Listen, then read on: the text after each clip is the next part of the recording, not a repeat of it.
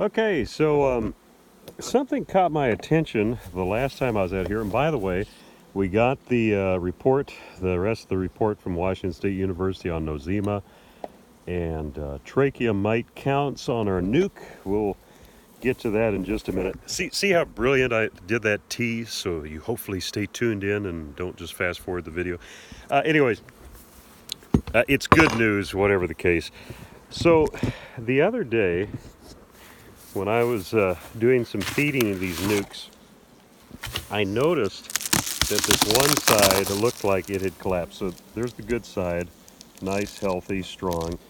And then this side looked like that side a couple of weeks ago, and now it's not anywhere near as strong. So I thought, you know what, here's probably a really great learning experience to do live and to kind of troubleshoot what is going on.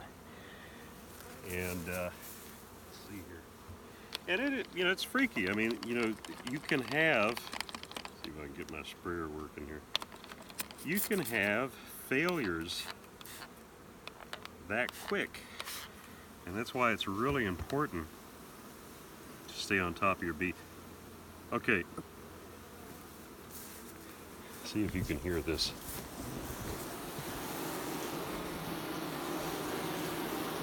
Don't worry about what you're seeing as much as what you're hearing. I don't know if you can kind of hear that roaring, humming sound when I sprayed them.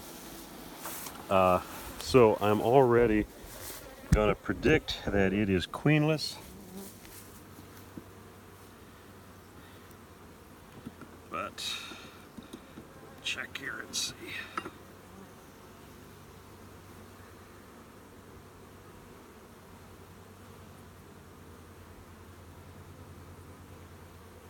Yeah, it's looking like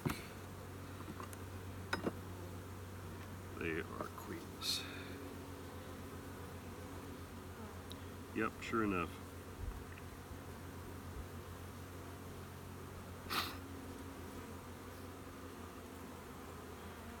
Something that still bothers me is I've been seeing this in this yard a fair amount throughout the summer.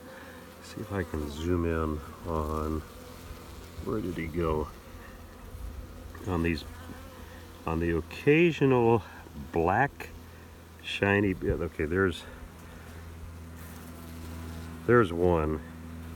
See how all the fur is gone off of his abdomen? So that is a viral issue, and I can never remember the name of it. Anyway, so what we're going to do with this, we're just going to shake these bees out. If we don't, I mean, there's only, what, 2 frames of bees left anyways. If we don't shake them out, what's going to happen, more than likely, is they're going to start laying drones, and Varroa absolutely love drones, and so you're just kind of exacerbating a problem that you want to avoid in the meantime. But anyways, those black shiny bees, I'm not seeing a lot of them, but I am seeing the odd one.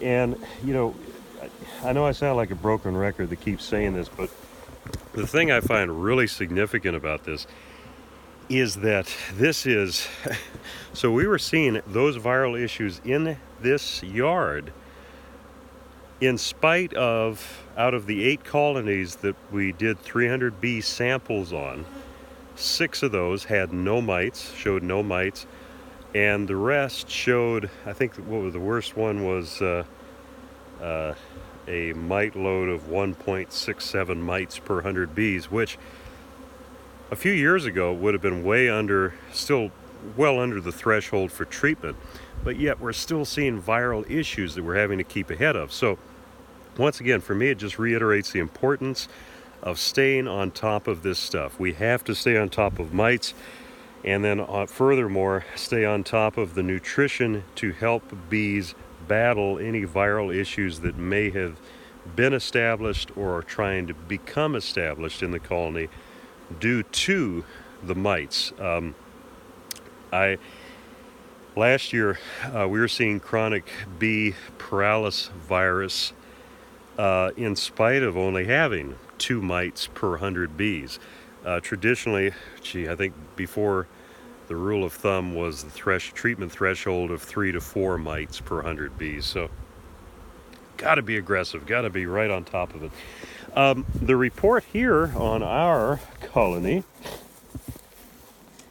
by the way, here's the, whoops, sorry. Here's that vapor barrier I was telling you about that I use as an inner cover. These girls are looking good. Not really anything for us. Well, you know what? Curiosity-wise. So, I didn't show it on the last video because I forgot.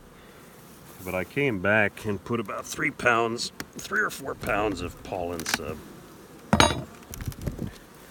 Curious to see if there's any left.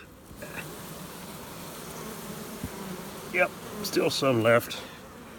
But they, this time of year, they are downing that stuff.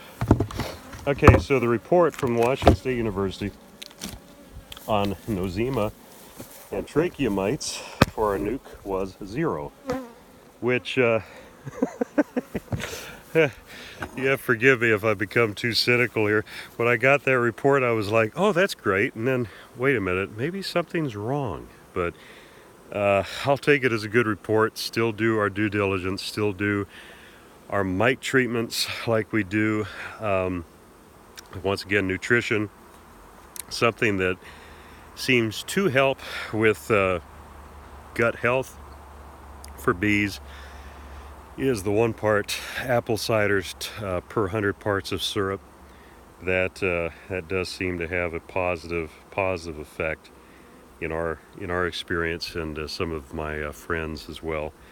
So anyways, that's really all to report for here. I'm gonna do some last round of feeding on my nukes, and otherwise all the rest of the colony is looking really good. It's looking very, very good, and we'll just keep our fingers crossed, do our due diligence, and pray.